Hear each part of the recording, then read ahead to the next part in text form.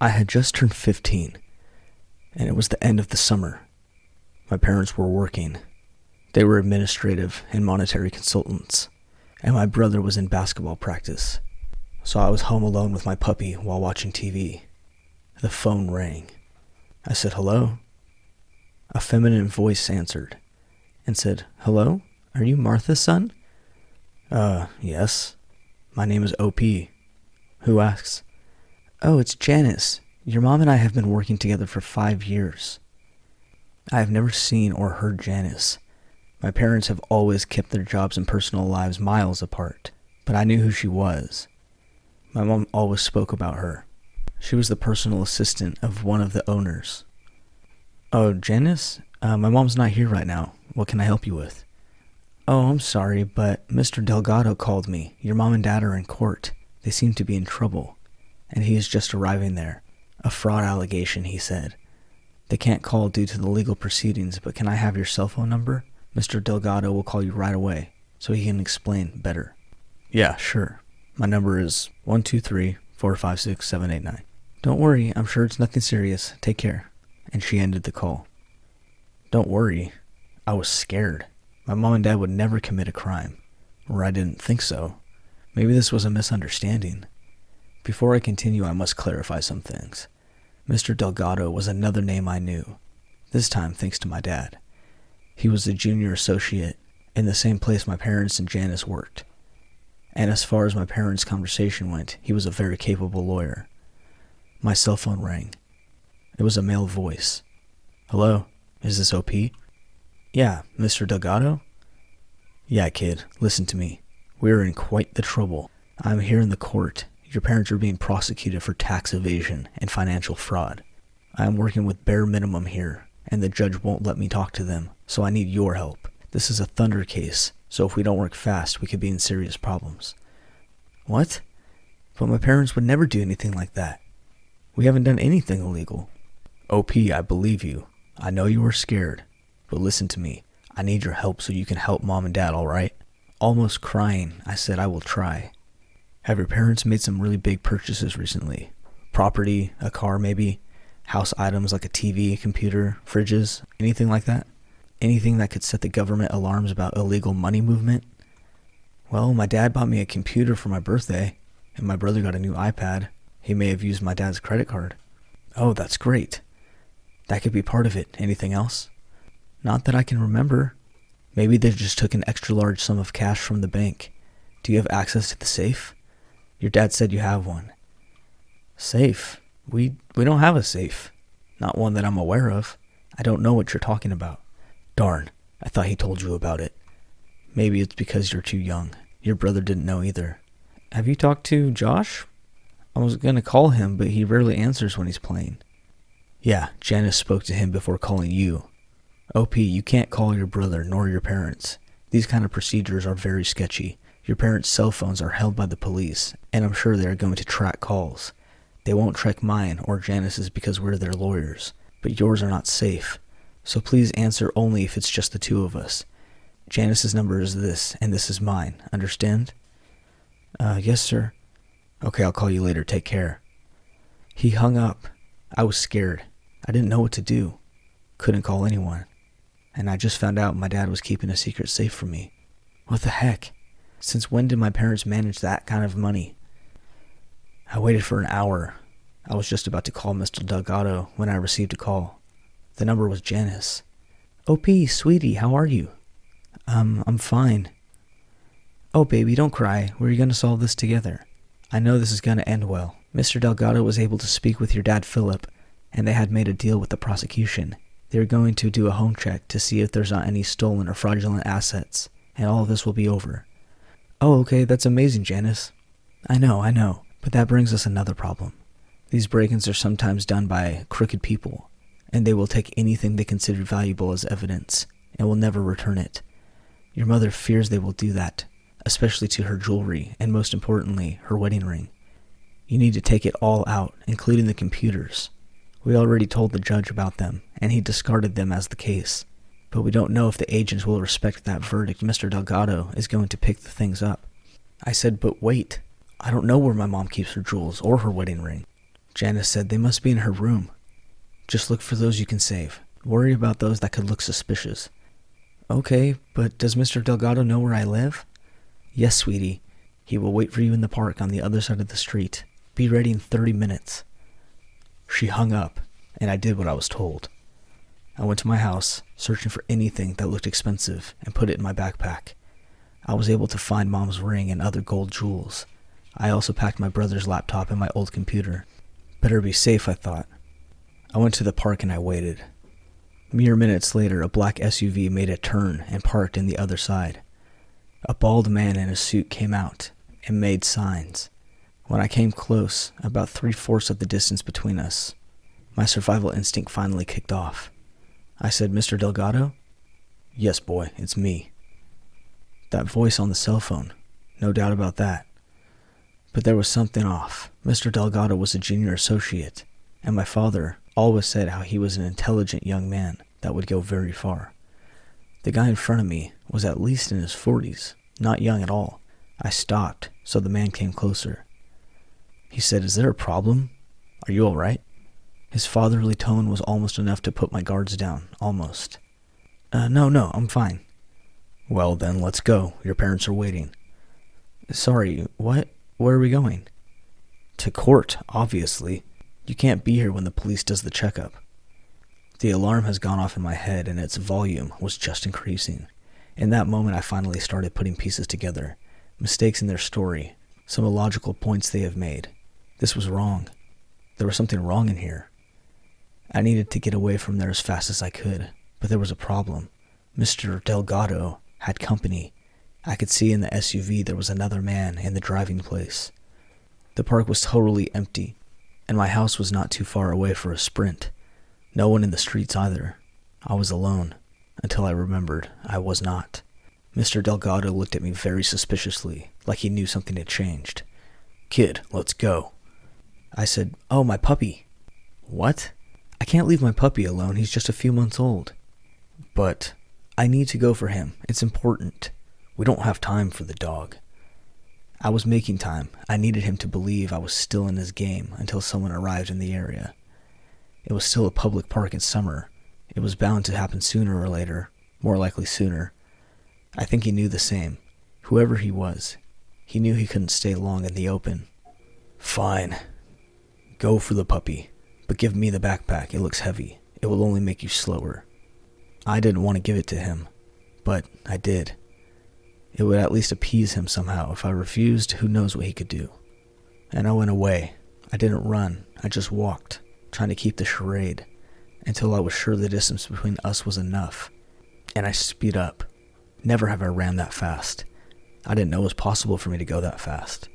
As I was getting farther, I could hear the SUV engine as it started and went its way. I stopped. I was in front of my house and broke apart. I was crying. I shouted, scared, sad, mad. How could I be that stupid? My neighbor heard me and came at that moment. She must have thought I was having a panic attack. Well, maybe I was, and she hugged me, trying to calm me down. I told her everything, and she was the one who called my mom. My mom was at our house in 15 minutes after that, and hugged me so tight, I was still terrified, and it would still be a long time after the incident. And I still would be, even for a long time after that incident. To this day, I'm unable to answer a phone call of an unknown number without feeling a pain in my stomach. And in general, I hate phone calls. Only text is what I say to everyone I meet. I gave away the equivalent of $5,000 in electronics, jewels, and some spare cash I had found. I gave away my mom's wedding ring and 2 family heirlooms. I gave away my birthday present and the iPad my brother had spent all year saving for. In that moment, I just hated myself. I hated that I was tricked so easily.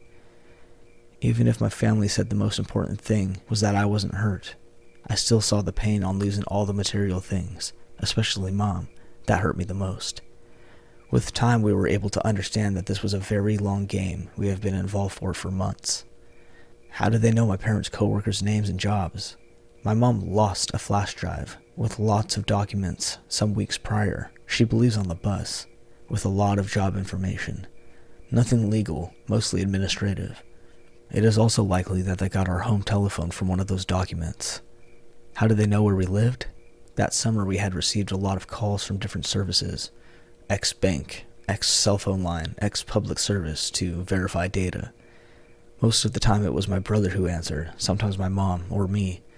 We understood that under the pretext, they were able to obtain not only our address, but they verified my parents' name. How did they know I was alone so they could trick me? Same method, with their almost daily calls. They knew who was at home and what time, and were able to pinpoint that most Tuesdays and Thursdays I was left in the house with nobody else, not even my brother. I also believe they had come to the area at some time, as they knew the park had no security cameras, and that my mom did not use her ring. They created this whole story, almost perfect, but it still had flaws. First, the one that saved me, Mr. Delgado's age. Second, I forgot my mother had just been working in the buffet for 3 years. It was impossible she met Janice 5 years prior. Third, the safe thing. Obviously a general assumption. They may believe every person has one.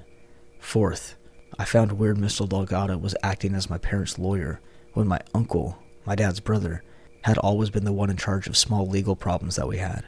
And fifth, all of their legal chit-chat. I didn't really know our legal system that well, but it's almost impossible that you're taken suddenly to court and judged in less than a day without being able to establish a defense.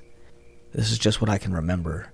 As this was almost 12 years ago, my conversations with Janice and Mr. Delgado were longer, and I know I had seen more holes in their story.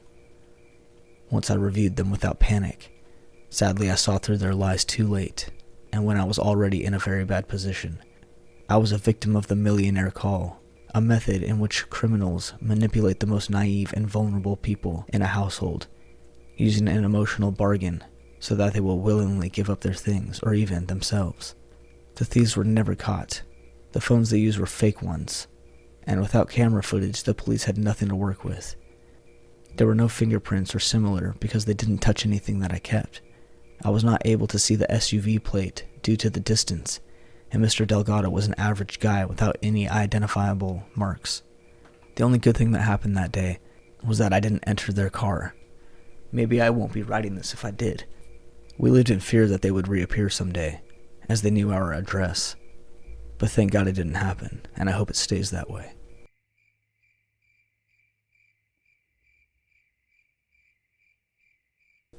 I have a few frightening stories to tell, but this one is playing out right now, so I thought I would share it with you.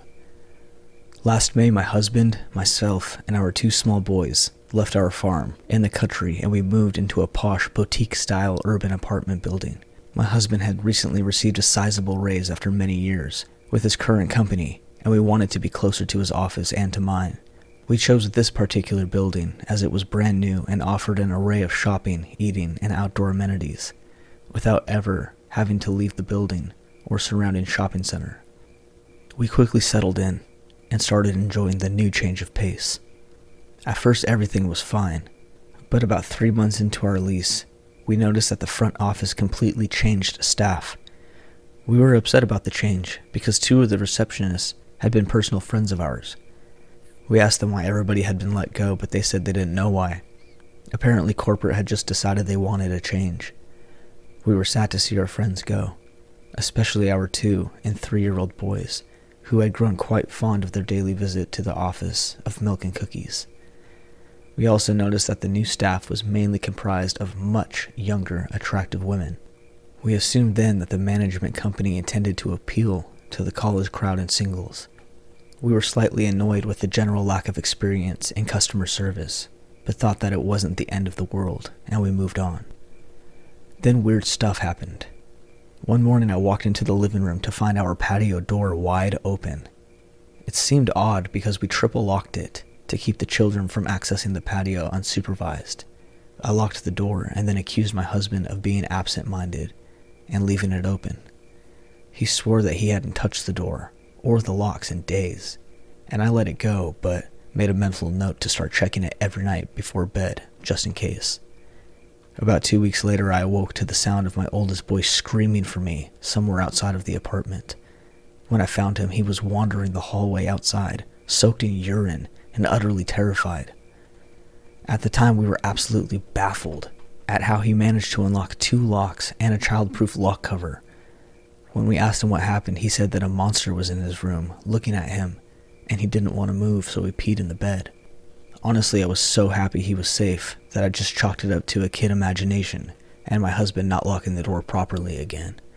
It never crossed my mind that someone had potentially been inside the apartment and let him out. They would have had to open the door from the outside, and only we have a key. Weird stuff like that kept happening for several more months, and we kept finding reasonable excuses that explained everything away. But then one afternoon I got a call from the office of our apartment. We had recently installed a Ring doorbell to alert us when someone was at the door. It was mostly an attempt to prevent another runaway toddler. The woman from the office asked me if our door camera was operational or just put there to make people think that we had security. I informed her that it was 100% functional and that we installed video surveillance in our nursery and the adjoining bathroom to keep the kids safe. She then asked me a really weird question. She wanted to know if I would add her to our security devices so that she could view our Ring footage. Of course, I politely told her that that was not going to happen. I asked her why she wanted it, but never got a clear answer. I told my husband about the call later that night, and he agreed that we should make an effort to always keep the Ring charged and recording to the cloud. We did, and things seemed fine for a while. Over the course of our lease, the doors have continued to occasionally, magically, come unlocked and open. Even locks that the kids can't reach. And it's always overnight, or we notice them when we get home from work. About 2 months ago, things started to go missing from the apartment. At first it was little things like a new tube of mascara or a $20 bill left on the kitchen island. My husband and I thought it might be our baby storing them somewhere like treasures. He sometimes does that with my husband's golf balls, so it wasn't too far-fetched. But then bigger, more expensive items started to disappear. Our iPad vanished from my nightstand. A leather jacket with a designer label no longer hung from its hanger on the side of my closet. A bra, still with tags, went absent from one of my dresser drawers, and a full bottle of prescription painkillers was nowhere to be found. So was half of a bottle of my anxiety meds. We now began to suspect that something really weird was happening in our apartment, but had no proof. The nursery and bathroom cameras didn't show anything during the day, and we started making our boys sleep in bed with us at night. The bedroom door locked from the inside. I could swear that I woke up in the middle of the night, once to a slight thudding noise, and saw the shadows of movement on the other side of the door. But I fell back asleep before I could register what was happening. I take a Tylenol 3 most nights before bed, so while I do wake up at the slightest noise, staying awake is a battle of its own. This is our last month at these apartments. In 2 weeks we'll be moving into our home. 2 weeks ago I obtained a money order for the last month's rent. It was a large money order, and had to be halved in 2. As always, I brought it home, along with the receipt, and placed them in a magnetic sleeve attached to the freezer that also housed our monthly invoice. Now, I don't know how to fill out a money order. I know how stupid that is, but I never worried about it since my husband usually fills them out and pays our rent. It's not that I can't learn, but I'm lazy and don't mind letting him do that. That means that the money order in the rent sleeve was blank. And guess what? It too went missing. A novice mistake, I know, but thank God for online banking. One call to our bank and an investigation had begun. We waited with unease until this afternoon, when a representative from the company that had an issue with the money order gave us a call. The call was to inform us that the order had been cashed, and that a thief was identified. Sure enough, it was one of the receptionists in our building, the same young woman who had called to ask about our new security devices. She had been using the spare maintenance key to come inside of our apartment whenever she wanted to. Tomorrow I will take this information to the building's manager. At the moment, we weren't pressing charges as long as our conditions are met. Hopefully this young lady gets help because we don't think she's malicious, just a thief and a grade A creeper. Don't worry, tonight will be our last night here. As far as her watching my children sleep goes, I can't say that I'll be comfortable having them sleep away from me for a good long while. I feel terrible for not believing my son. I tear up just thinking about how scared he must have been. The new house will get a full security system with every bell and whistle. We're still not sure how she got past the Ring camera without being seen, but my husband is dead set on figuring it out. An update to this story. When we got to the office this morning, the manager greeted us, apologized about 20 times, and informed us that said receptionist had been let go when she arrived on the property this morning. We made sure that he understood the gravity of the situation, especially concerning our children's safety, and the fact that the building is mostly comprised of families and retirees. We came to an agreement not to pursue legal action against the company as long as we could leave today with our deposit in hand and never hear from them again. We also made him promise to send out a PSA to the other residents explaining portions of the situation in case she had been doing this to other people, which I would put money on that she did. We are currently throwing our belongings into boxes and laundry baskets, awaiting family and friends coming to help us move out. My husband and I decided not to pursue our missing property. However, we will be filing charges for the theft of the money order. We think she was leaving the patio doors unlocked because we have a first-floor apartment with a sunroom, and she was unlocking them at night when we charged the ring, so that she could let herself in during the day via the patio. It explains why we never got her on camera, and why she would be so bold as to come in at night while we were home asleep. My guess is that the night that our son got out, she had snuck in to unlock the back door and saw him awake. She must have waited until he was still for a while, and then ran back out the front door, forgetting to completely shut and lock it. When he finally felt safe enough to get out of the bed, he saw the lights from the hall and followed them, wanting to be out of the dark, where he saw the monster.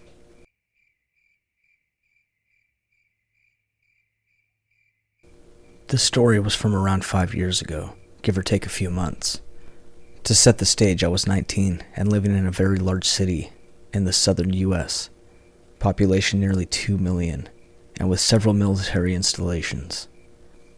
I was dating a guy at the time who was in the Army and stationed at the joint base nearest to where I was living at the time.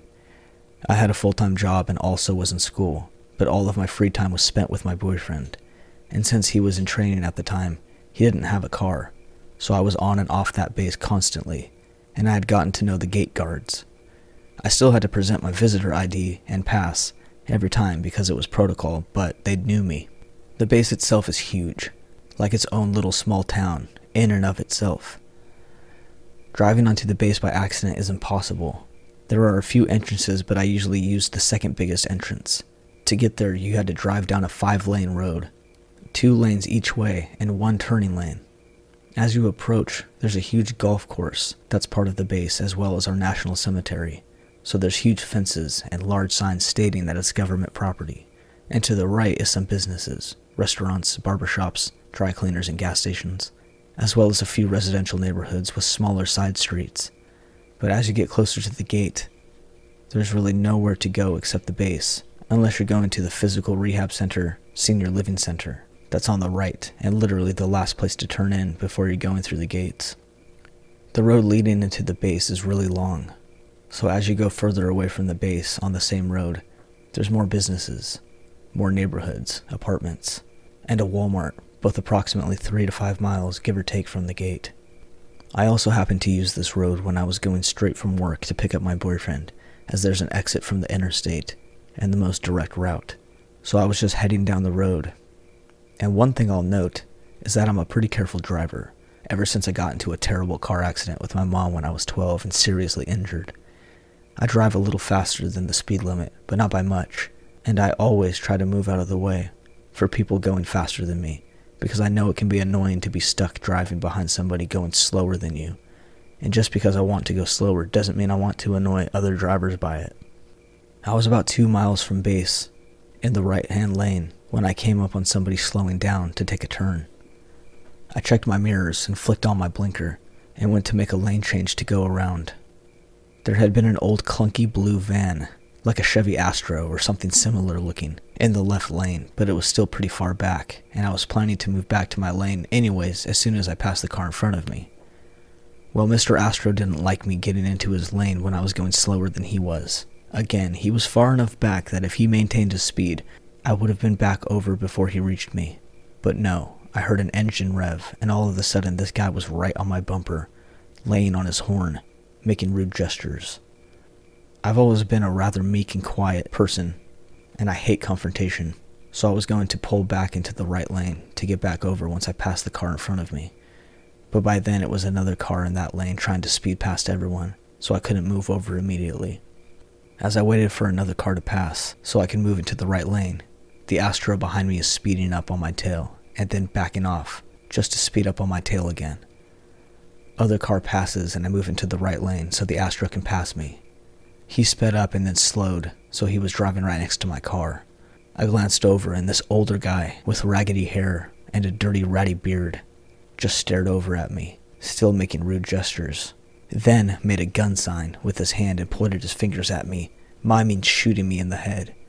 This really freaked me out, but not as much as when he slowed down even further and got right behind me again. This road could be really trafficky during rush hours, but I'd gotten off of work early that day, around 3:45, so the traffic wasn't bad, and he definitely did not need to be behind me anymore, so there was so much room for him just to go around and leave behind me. Obviously freaked out, I tried to shake him. I changed lanes, he followed me, and I slowed down, and so did he. So I got back into the right lane, coming up on a light that just turned yellow, and made a risky, very quick right turn on that road, hoping he wouldn't be able to follow me. He apparently didn't care, and took the turn right after me. I remember looking into my rear view and seeing the van practically leaning on the turn, and he was still yelling, making hand gestures at me. I took some more turns and started weaving through a neighborhood trying to lose him, but he just kept following me. Finally, a moment of clarity hit me when I took a sharp turn, and my visitor's pass for base slid off of the front seat. I wove through the neighborhood until I got back to the road that we had been on, the one that leads straight into the base, and I booked it down the road with Mr. Astro right behind me. I saw him in my rear view as I pulled up to the gate, and was terrified to see him pull in behind me. I thought there was no way that this guy could follow me onto the base.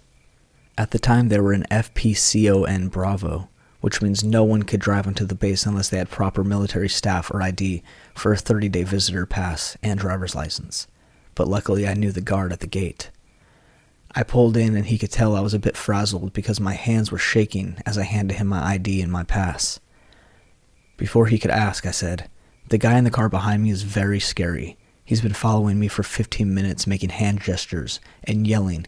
He made finger guns like he was going to shoot me." And the guard was very nice and smiled and nodded and acted like everything was okay. Didn't even glance back at the van. He told me, "Okay, don't worry about it. You're safe now, and this guy won't get anywhere near you. Is your boyfriend done for the day?" I said, "No, I don't think he's done till 4:30. I was just going to read in my car until he's done." He told me to go about with my plans, to head over to my boyfriend's barracks, and he and the other guards would handle it. I did exactly what he told me to do. My boyfriend's barracks weren't too far from the gate entrance, luckily, and after 2 turns I would be completely out of sight of the gate. I waited for my boyfriend, and when he came out I told him everything that happened. I was shaking and crying. He ended up driving us back to my place, and we exited from the main gate that was on the other side of the base. It was a longer drive home, but meant that we wouldn't run the risk of a guy possibly waiting on the side of a road to drive back out of base.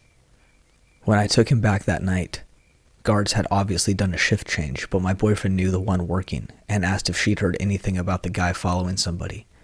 She was very excited to tell us about the guy in the blue van who ended up being arrested by military police. As it turned out, the dude tried to tell the guard I was his daughter and was just being difficult, and could he please let him through to go and get me. The guard played it cool and pretended to be understanding, but said he needed to do a sweep of the car, and that they would have to have somebody escort him to find me since he didn't have military ID or visitor pass. The guy tried to say no, but the guard insisted. The guy tried to get in through the gate on foot. Clearly not a good idea to try to force your way onto a military installation. He didn't even make it a quarter mile before MPs had pulled over and cuffed him, and they found a gun in his center console. I don't know what that guy would have done if he caught up with me. Maybe assaulted or killed any number of things. Who knows? I no longer live in that city. I'm no longer dating that boyfriend.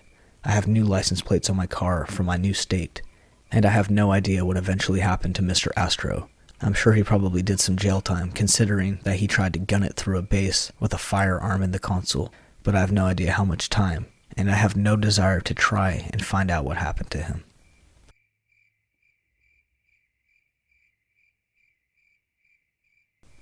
It was in college. My roommate was a born-again Christian, and she invited me to her Bible study in church all the time. Eventually I went, and I kept going. Wasn't a fan of the pastor, but there were a lot of nice young adults who liked to have clean, sober fun, and I didn't drink or party, so I felt like I fit in. But I didn't agree with everything they believed in. Just the more normal stuff like God and helping the poor, not some other things. This one guy in the Bible study, Drew, was pretty quiet. Good looking. Seemed like he knew everything about the Bible, which amazed me. I thought, I know nothing about this. He's very wise. I was 21 and he was 27. He wasn't a college student. He just worked, which I later learned maybe he didn't. We were going to go on a young adult retreat, and because I worked, I couldn't leave early on Friday to drive up to the mountains with the girls in the group. Mutual friends said that I could ride with Drew, so I said okay. On the way up, Drew was pretty quiet for the first hour. Not very friendly at all, and it was a long trip. But as we got closer to the mountains, he really warmed up. We got pizza, and he paid, which was nice. Then he stopped the car just so we could look at the stars. He even played some Brian McKnight. He was turning it into a date, but I didn't know it or see it that way then.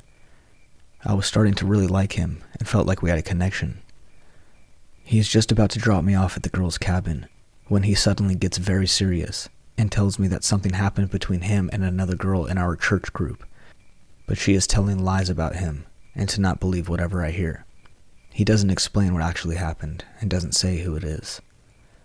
I enter the cabin and all the girls are there, and very quickly one girl, Bree, who is probably the youngest in the group, who is 19, tells all of us, "Ladies, there is a wolf in sheep clothing among us at this retreat." Now, if you don't know church folk, they get very dramatic and talk like this all the time, so I just thought, okay, here is some drama. She tells us the story about how she was talking to some guy here, but he started stalking her and wouldn't take no for an answer, and even threatened her sister. Now my spidey sense is up and I realize this must be what Drew was telling me about. The church group doesn't know who it is because she won't say, because she doesn't want to gossip, and she says leadership will handle it. Well, Drew eventually leaves the weekend retreat early. There goes my ride back, I thought. I don't know if he was ever asked to leave or what. That week, Drew asks me to hang out, and we do. I still like him and don't know who to believe. On our hangout, we didn't really do anything. He takes me to the mall and reads the Bible to me. Okay, cool. Then he parks his car on some suburban lookout, top of the world type of thing, and just says that he is a view guy who really likes views. I'm not one to be impressed by suburban lights, so I'm just like, okay, well, this is boring. I give him another chance.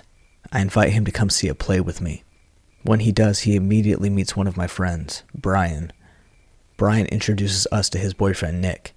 I'm in the theater. Many gay friends. Well, for the majority of the rest of the date, Drew lectures me about how gays are going to hell, and I must not really love them if I don't stop to tell them that. I eventually cry because it is this ugly argument in his car that we were having for hours in the parking lot of Panera. I say, I want to go home. This is basically the worst date ever. I don't agree with what he says. He also tells me I need to give up my dream of being an actress because what if the Lord doesn't want me to do that?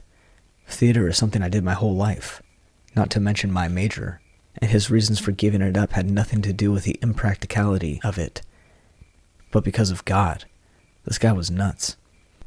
I get home and I offer to make us some cocoa to just kind of end things as friends, or at least on a better note. I know I will see him at church, and we have mutual friends and are in the same Bible study. Things got weird. He tried to get sexual with me, but then also blamed me for tempting him. I ended up crying again. I just wanted him to go home, but I was so emotionally exhausted I didn't know what to make of this. He calls and texts me that week, and I don't respond. Then it's a Sunday night. I am talking to my friend Tim, who no longer goes to this church anymore. I tell him I went on a date with Drew. Before I can tell him how it went, Tim says, "What? That guy's crazy. You need to abort that mission." Tim tells me that he is close with Bree and her family, and Drew is a stalker and threatened Bree's sister. I don't know what to believe, because it sounds like Tim believes this just based on Bree's story. I hang up and I call my mom trying to tell her what happened, what Tim told me about Drew and how it was such weird timing considering what happened with me. While I'm on the phone with my mom, I get a knock at the door. It's 10 p.m. on Sunday night. I look out, but nobody's there. I go to get my roommate and ask her if she can just sit with me in the front room because I'm freaked out and think somebody's there. There's another knock at the door. I open it and it's Drew, and he looks all in a frenzy. I asked him what he was doing here, and he said he just needed to talk to me, and I wasn't answering my phone, which was because I was genuinely busy earlier in the day. The conversation is getting long, and my roommate is still sitting there, so I tell her she can go back to her room. It's okay. I let him come in because I'm conditioned to be overly nice, and this was a big mistake. We started talking, and as soon as my roommate is gone, he pulls out a knife and starts saying how he was worried my neighbors did something to me because I wasn't answering his text, and he didn't know what kind of situation he'd be walking into. I have zero fighting skills, no experience in that situation at all, so I calmly say as casually as possible, "Hey, can you put the knife away? It makes me feel uncomfortable." He asks me if I want the knife, and I say no, I just want to pretend it's not here. I somehow talk him down, get him to leave. I think I convince him that he still has a shot with me somehow. The next morning my mind is clearer, and I feel like I need to tell my mom what happened. She has me tell my dad, who has me tell the church youth leader and security at my apartment. I tell the cop the whole story, and he says that this guy is definitely a stalker, and I will see him again unless the police call him. I say it's fine, I think everything's going to be okay, there's no need to call. I just didn't want any more drama. I have never talked to a policeman about anything before. I was still processing and didn't understand that this was serious. My mistake. The next night I went to a party, another church-related one, but Drew is not supposed to be here. He told me before that he wasn't going. Well, he is there. I decided to leave, but my 21-year-old self doesn't think to ask to have someone walk me out.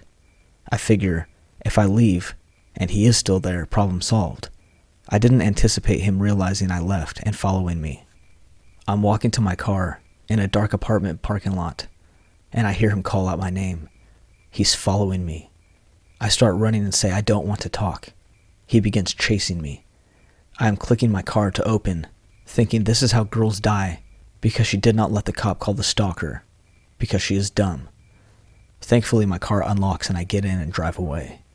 Problem is, this guy knows where I live. I move out 2 weeks later, and I block him on all social media and my phone.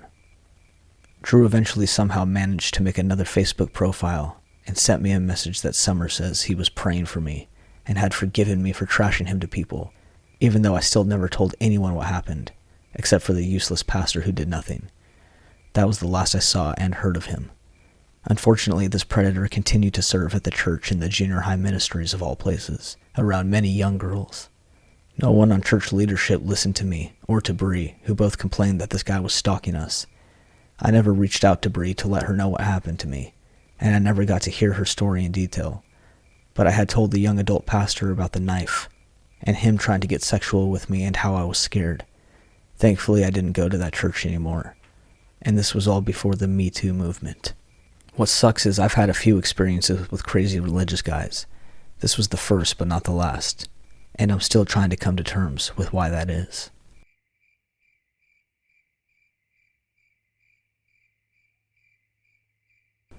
I guess I should give some background before I get into this story. I became homeless in late January, so I am living in my car with my 120-pound female mastiff, who is a guarding breed. She keeps me very, very safe, and always has. We have a routine in the mornings.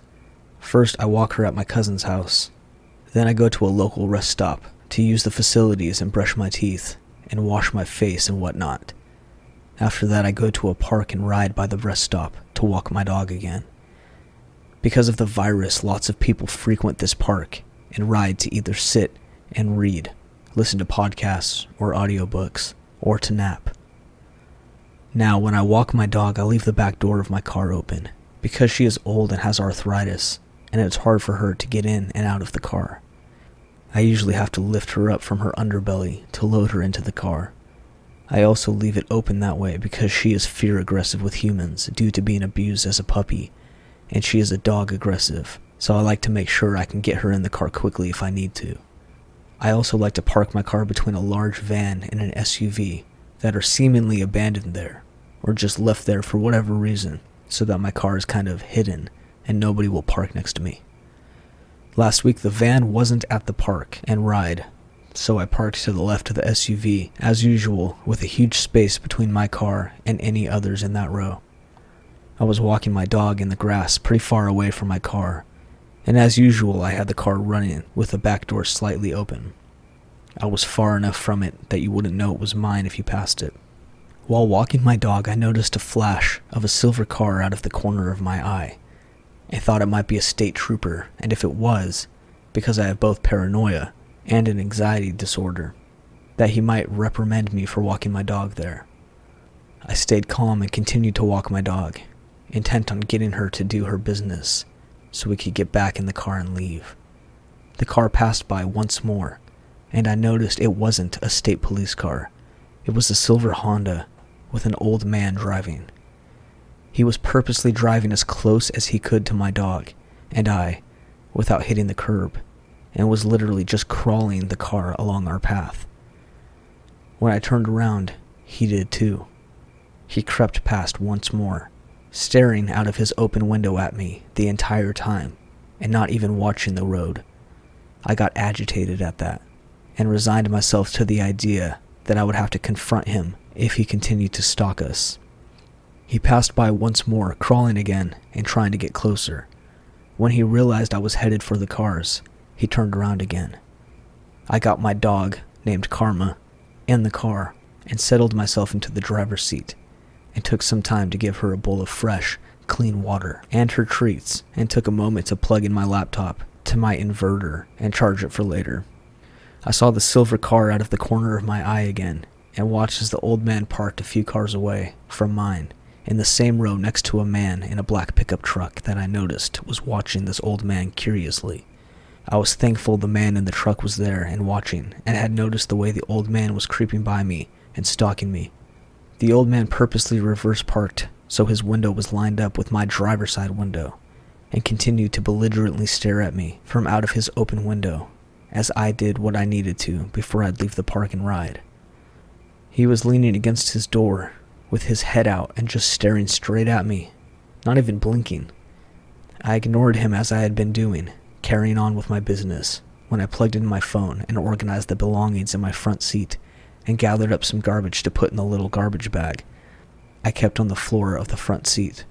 I was raised to be tough and unafraid, and I wasn't going to let this creepy old guy spook me.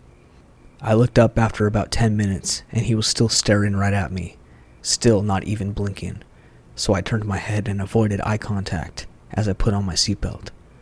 I had been running the car the whole time I walked my dog, so I was good to go. I went to pull out of my spot, and my backup camera went off, and I saw that silver car right behind me, blocking me from pulling out of my parking spot. At this point, I was angry and ready to give this old man a what for, but I reminded myself that he just might be a little bit off. My grandpa had dementia, and before he was diagnosed, he did strange things and would often forget where he was, and he would hallucinate. I figured maybe this old man was having troubles of his own.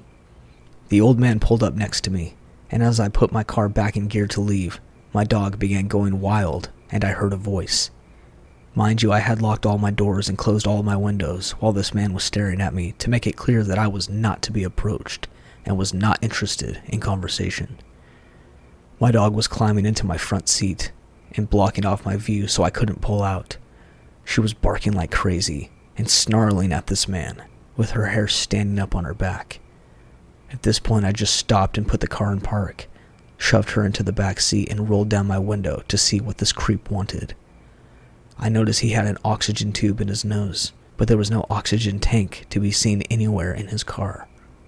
I have a good eye for these things because my grandma had one for 2 years before she died, and I also worked in a pharmacy where I delivered pharmacy supplies door to door at an elderly living community with a health center and assisted living center. I can spot an oxygen tank of any size and in any kind of container or case anywhere. There was none in his car. He says to me, "Are you all right?" So I say, "Yes, I'm fine." I go to roll my window back up when he speaks again. "Are you broken down? Do you need help?" I give him an incredulous look and firmly say, "No, I'm not. My car is fine and so am I." Again, I try to roll up the windows as he shouts, "Well, it looked like your car was broken down, which is why I pulled up here next to you. I think something's wrong with your car. Again, I tell him my car is fine. I'm fine. I don't need any help, and rudely thank him for his concern, but he doesn't let it go. He tells me once more that he thinks my car is broken down and that he can help me. At this point, I'm no longer trying to be polite. I give him a nasty look. Don't even bother to stop my dog from barking at him. And I say, I'm fine. Thanks. He just nods and slowly, ever so slowly, crawls out of his parking space and down the lot towards the exit and hangs there as if he's waiting for me to drive out. My instincts are telling me that something is really off with this guy, but I'm trying to rationalize, chalking it up to my paranoia and anxiety and general distrust of people. I tell myself he's probably just a bit senile and means well. Still, I stay stubbornly in my spot and do not leave until he gives up and pulls out of the lot, going the opposite way that I was going to. The whole day, the entire incident bothered me. It wasn't until later, when talking to my male friend, that I realized how messed up the whole thing was. He didn't know which car was mine when he began stalking me. I was nowhere near it. Once I got in my car, he pulled up a few spots away to purposely continue watching me, and seeing that my car was clearly fine and running since I was blasting the AC and rolled up my windows without any difficulty. I've had cars that have broken down before, and I'm mechanically inclined enough, as my friend pointed out. If my car was broken down, I would have at least had the hood popped, and I'd be elbows deep in my engine, checking my oil, my other fluids, my belts, radiator, battery, my alternator. Been there, done that a million times. Once again, he had the oxygen tube in his nose, and no tank anywhere in sight. I drive an SUV and he was in a Honda sedan, so I was easily able to see into his vehicle, and nothing. The fact that he insisted something was wrong with my car bothered me. It was as if he wanted me to get out of the car to either check, probably thinking because I'm a young, small female that I don't understand mechanics, or know when something is wrong with my car, or to prove to him that it was fine. There were no signs at all that anything was wrong with my car, and if there was, I wouldn't be out walking my dog. I'd be elbows deep in the engine bay, on the phone with the towing company, and I would be highly stressed out and filthy. What's even more bothersome is he did this in broad daylight, with people watching from their cars. He purposely stalked me as close as he could with his car, nearly driving in the grass, turning around and creeping slowly past me 3 times, and following me as I walked, and then parked near my car once he saw me get in. I think he parked next to me and stared at me like that, to try to take some time to figure out an excuse, or a reason to approach me before he stopped me from leaving and pulled up next to me. The entire thing was incredibly uncomfortable, creepy, off, and gave me Ted Bundy vibes. After all, an elderly man with an oxygen tube in his nose doesn't look like he's capable of harming anybody. But oh boy, did he want me to get out of my car. Him hanging around the exit to try and catch me leaving was probably the worst of it all. It wasn't enough that he stalked and harassed me in the lot. No. Why not try to follow me where I was going? So, old man in the park, with the oxygen tube that connected to nothing, let's not meet again.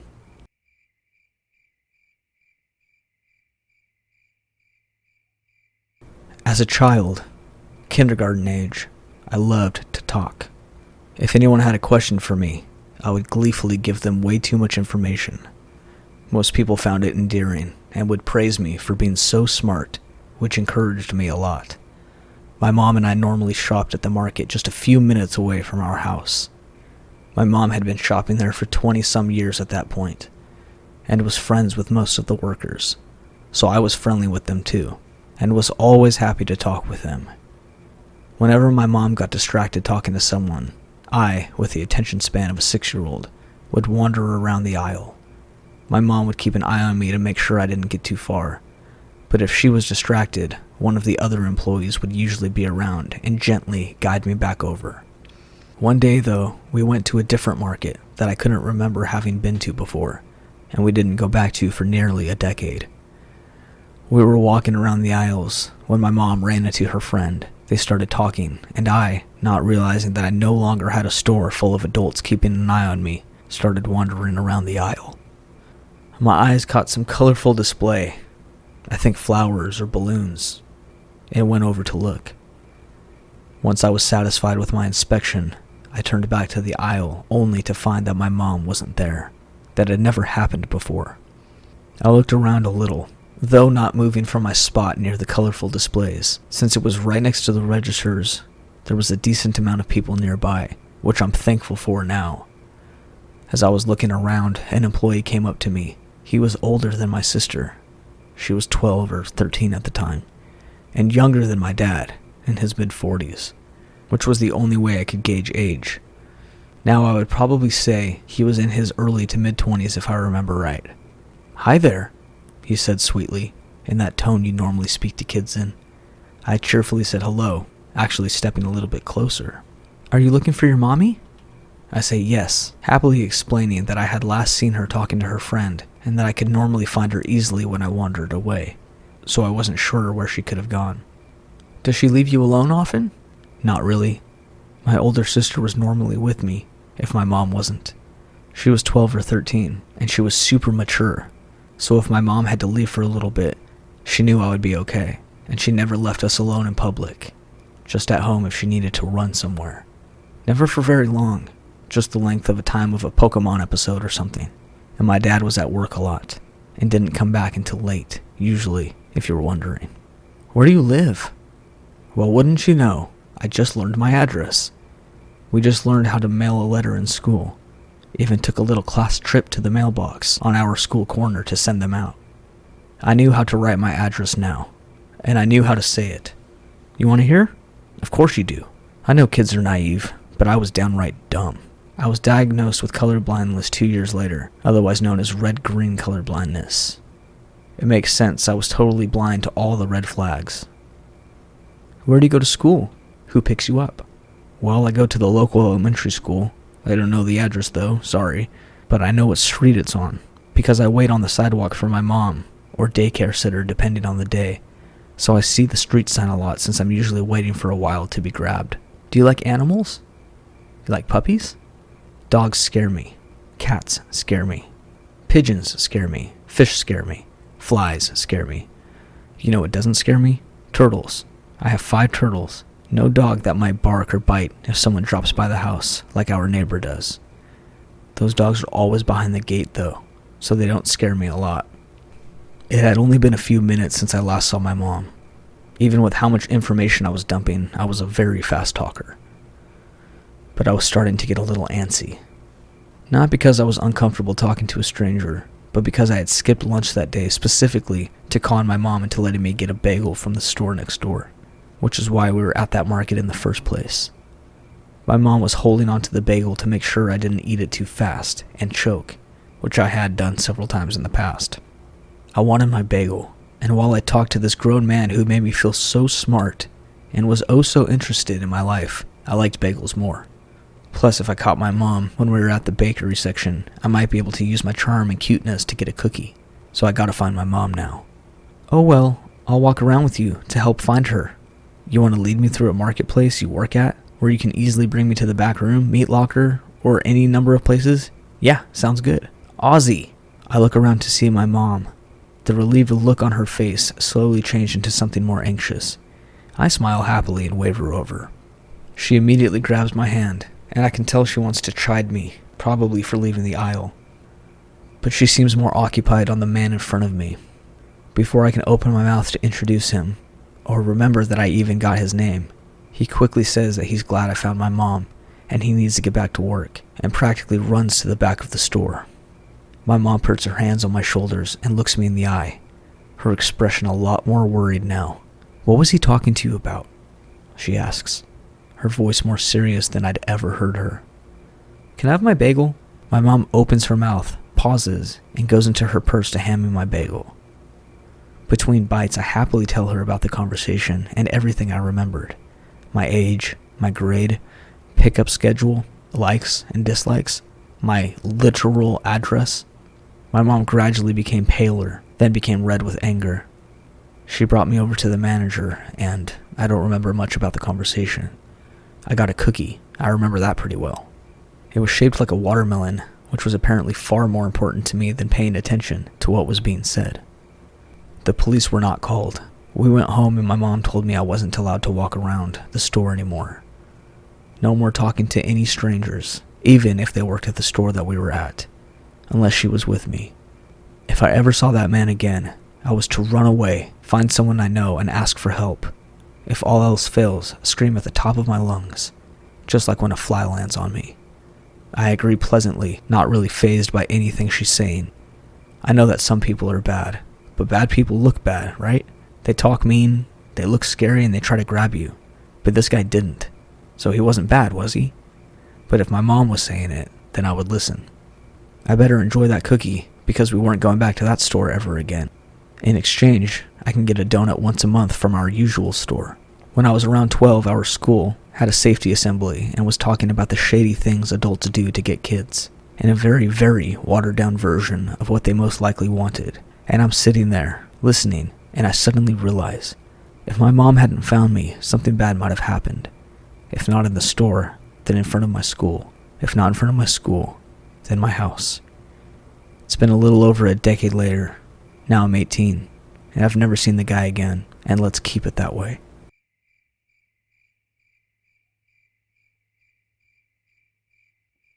I apologize if this gets lengthy.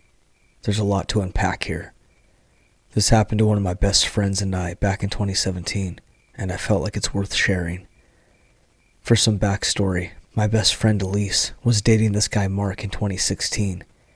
They broke up right as New Year's was approaching. I've known Elise for over a decade, but we didn't talk much while they were together. I ran into them once at a local coffee shop, hugged her, and was chatting a while Mark stared at me in disgust, as if Elise wasn't allowed to talk to her friends. At the time I thought nothing of it, assuming he was just antisocial. I had no idea he would go on to ruin an entire year of my life. It's really fuzzy as to how Mark got in contact with me specifically. I believe Elise posted about her breakup, and I offered my support publicly, so he targeted me. It began on New Year's Eve. He started messaging me on Instagram over and over, threatening me.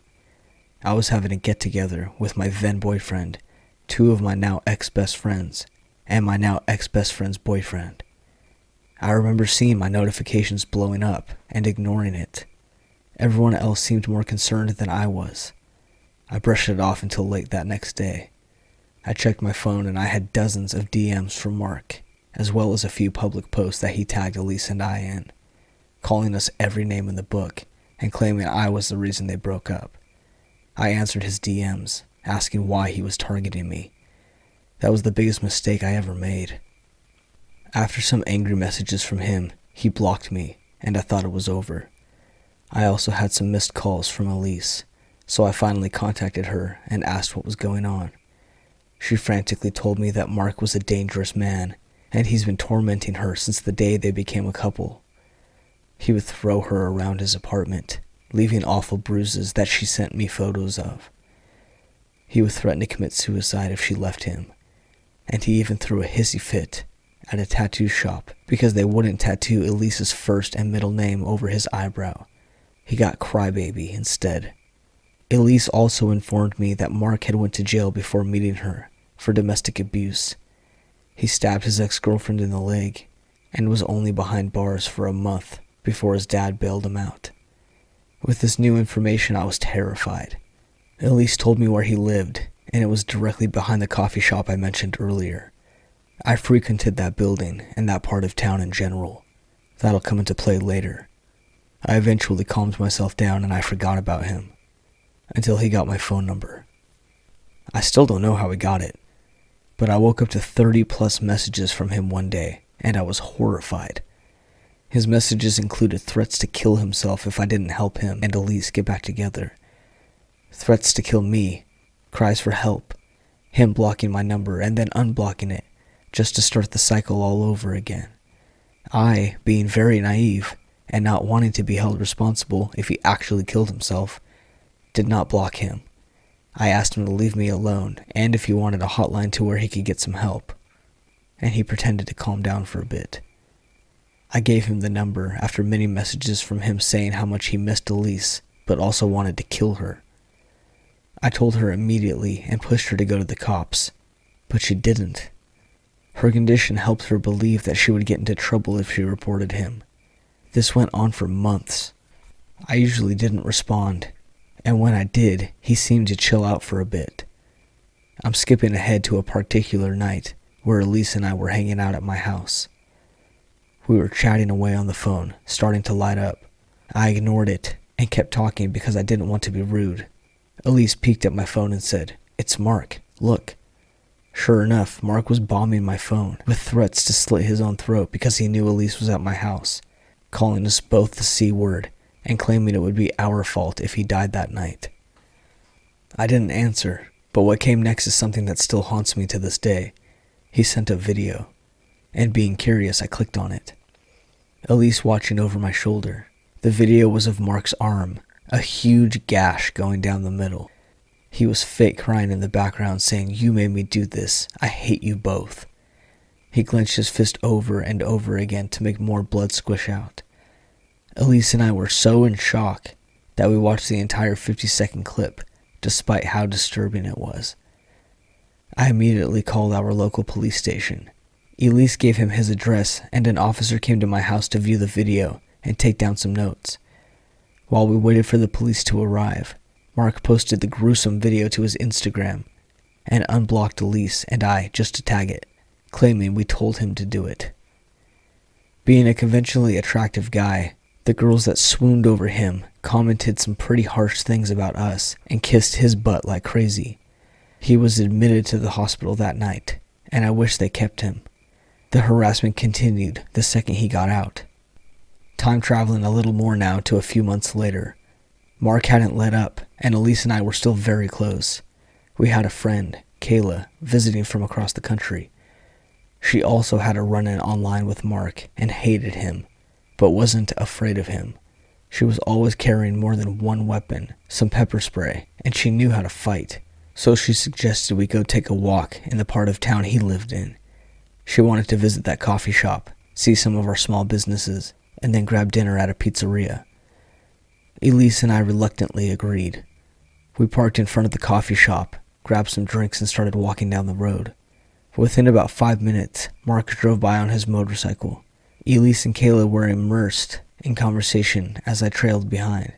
I looked up and made eye contact with Mark. Elise and Kayla noticed him as he was speeding off. Kayla assured us he wouldn't get anywhere near us with her around, so he kept walking. Mark began circling the block we were walking on with his bike. As we crossed to the next block, he switched to that block and circled it too. On the third block was the pizza place. Their walls are all glass, all see-through of course. We went in and were seated in the corner, right next to the glass. We sat there for about an hour and a half eating, talking, and sipping on soda. Mark circled the restaurant the entire time, and we did our best to ignore him. Once we were finished up and got to leave, Mark sped off and we didn't see him again that evening. Some time passed, and Mark began riding by Elise's house every night. Within a week, he started doing the same to me. I told my parents and my stepdad, who kept a close eye on the street. My mom always made sure our doors and windows were locked and shades were shut before going to bed. My dad would even do a nightly patrol, where he would drive around my street for a few minutes on his way home from work, since he no longer lived there. He would call me and let me know that the coast was clear as he was leaving. I still woke up almost every night to the sound of his motorcycle engine revving outside my house. We had no proof of this to show the police, because he was somehow doing this without a trace, so we did not bother reporting it.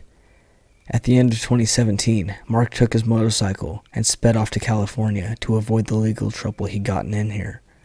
Elise and I were relieved, to say the least.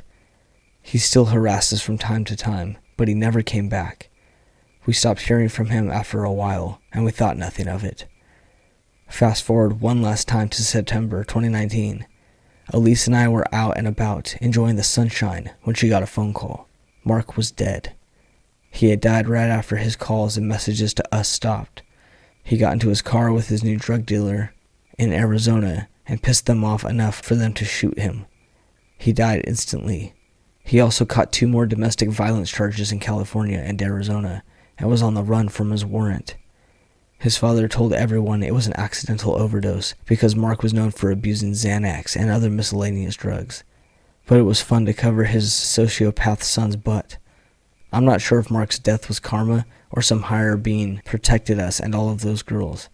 He's hurt before and would hurt in the future, but he's gone. We never have to worry about our safety because of him again, although seeing photos of him still does give me the creeps.